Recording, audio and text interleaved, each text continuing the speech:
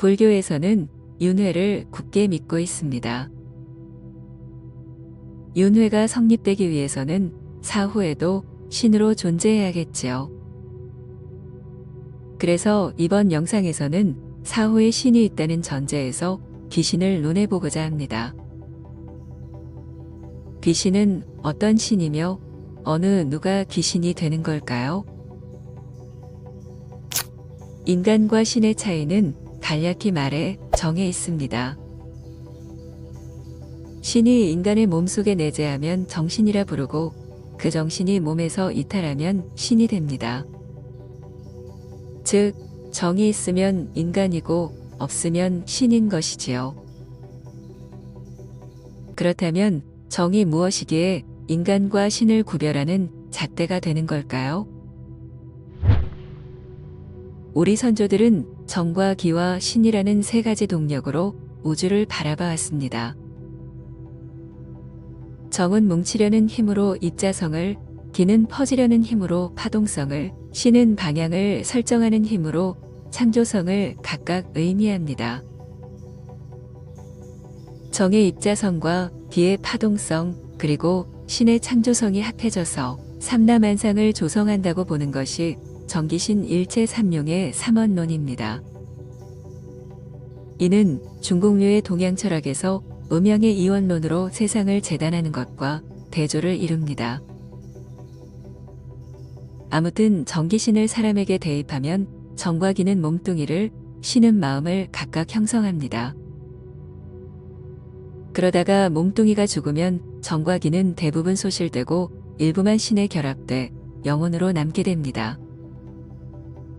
이때 정이 꽤 많이 손실되면 영혼의 지적 능력에 감퇴가 오고 이렇게 해서 사유 능력이 대폭으로 떨어지게 된 영혼을 일러 귀신이라 합니다.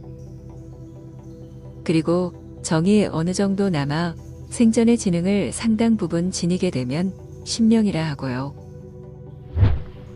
여기서 더 나아가 생전의 정신보다 더 또렷해지면 신선이라 합니다. 그리고 어떤 경우는 생전의 정보다 더 발달되어 고차원의 의식이 회복되기도 하는데 이때는 천신이라 높여 부릅니다. 여기서 더 나아가 절대계와 상대계를 자유로이 넘나들며 실존의 현현으로 모습을 낮추게 되면 불보살이라 떠받들어 호칭합니다. 정리하면 정과 기와 신의 질적 결합에 의해 영혼의 레벨이 나뉘고 그 가운데 최하위를 차지하는 것이 귀신인 것입니다. 그러면 어느 누가 귀신이 될까요?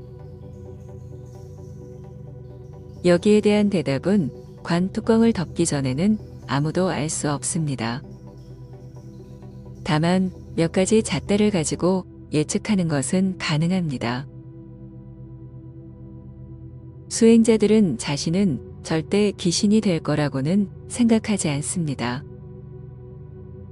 배운 것이 많고 사회적 지위가 높은 사람들 역시 그렇습니다.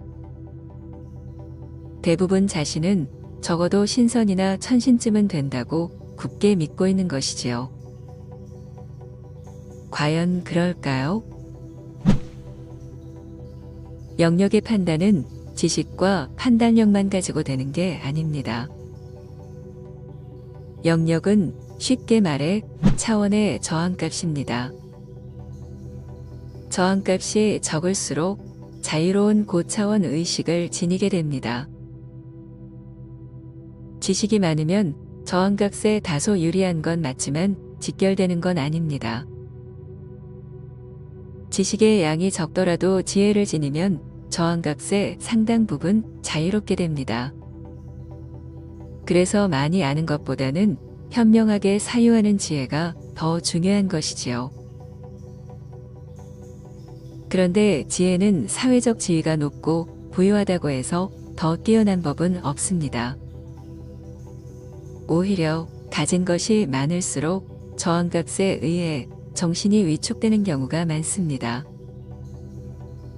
자신의 명예나 소유물을 지키기 위한 저항값이 급상승하고 이로 인해 영역에 치명타를 입게 되는 것이지요. 이런 이유로 예수는 부자가 천국에 가는 것은 낙타가 바늘구멍에 들어가는 것보다 어렵다고 말한 것입니다. 부자라고 고차원 세계에 못 간다는 것이 아니라 그만큼 아상의 저항값이 커서 확률상 떨어진다는 뜻입니다. 결국 어떤 사람 이러하고 어떤 사람 저러하리라는 구성진 상여 소리처럼 생전의 지식이나 부귀영화가 저승으로 이어지는 것은 아닙니다. 정기신의 질적 결합 상태에 따른 영역의 차이에 의해 사후의 세계는 나뉘게 됩니다. 그래서 종교를 열심히 믿든 수행에 매진해 마음을 비우든 큰 상관이 없습니다. 인간의 의지와 상관없이 차원의 저항값에 의해 형성된 정기신의 발달 상태에 따라 영혼의 진화와 퇴화가 결정되니까요. 그리고 통계를 보면 귀신이 되는 확률이 60에서 70%이고 신명이 그 나머지를 채웁니다. 신선 이상은 상위 1%가 될까 말까 싶고요. 매우 부족한 확률입니다. 그러니 그 이상의 천신, 더 나아가 불보살과 같은 자유로운 영혼은 극소수에만 해당할 것입니다. 모든 사람들이 사후의 신선 이상을 꿈꾸지만 현실은 본전치기에 해당하는 신명만 되어도 다행인 것이지요. 그럼 귀신이 되면 어떻게 사유하고 반응할까요? 정보를 취합해 판단하는 정이 크게 손실되었기에 감정 위주로 반응하게 됩니다. 그래서 귀신을 다른 말로 정혼이라 부릅니다. 귀신은 정혼이기에 아상으로 가득 차고 그래서 나가 원하는 쪽으로만 움직입니다. 이런 이유로 생전에는 자손에게 목숨까지 바칠 정도로 자애로웠던 사람이 죽어서 자손을 괴롭히는 일이 발생합니다. 가령 자신이 묻힌 묘터에 나무뿌리가 해골을 뚫자 그걸 가지고 불편하다며 자손의 머리에 똑같은 통증을 유발하고 음혈에 묻혀 죽다며 오들오들 떨면서 꿈자리에 나타나 자손을 괴롭히기도 합니다.